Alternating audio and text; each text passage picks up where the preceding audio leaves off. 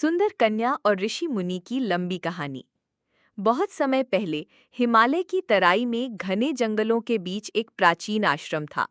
वहां एक महान ऋषि अपने शिष्यों के साथ तपस्या और शिक्षा में लीन रहते। दूर दूर से लोग उनके पास ज्ञान पाने आते। कन्या का परिचय।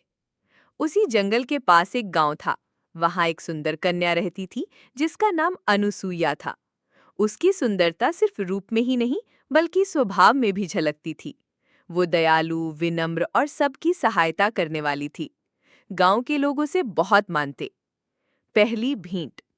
एक दिन अनुसुईया जंगल में पुष्प और औषधियां खोजने गई। अचानक उसने देखा कि एक जंगली हाथी उग्र होकर उसकी ओर दौड़ा।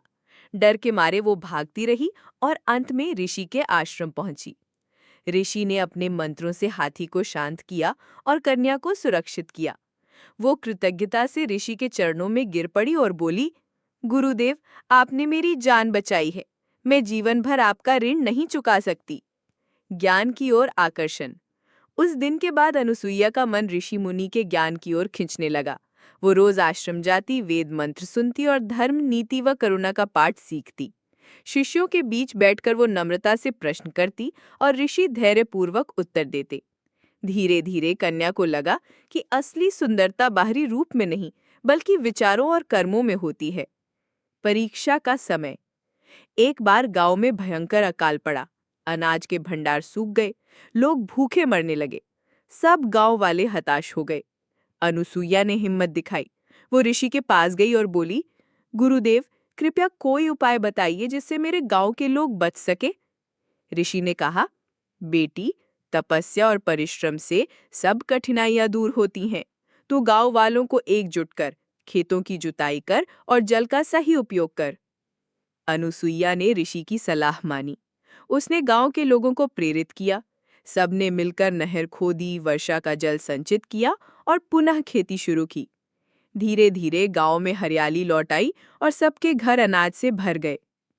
वरदान। एक दिन ऋषि ने कन्या से कहा, बेटी, तूने न केवल अपना जीवन सुधारा बल्कि पूरे गांव का उद्धार किया। मांग, तुझे क्या वर चाहिए? अनुसुईया ने हाथ जोड़कर कहा, गुरुदेव, मुझे ऐसा आशीर्वाद दीजिए कि मेरी सुंदरता कभी घमंड न बने। मैं जहां भी जाऊं वहां ज्ञान, करुणा और सेवा का दीप जलाऊं। ऋषि प्रसन्न होकर बोले, तथास्तु।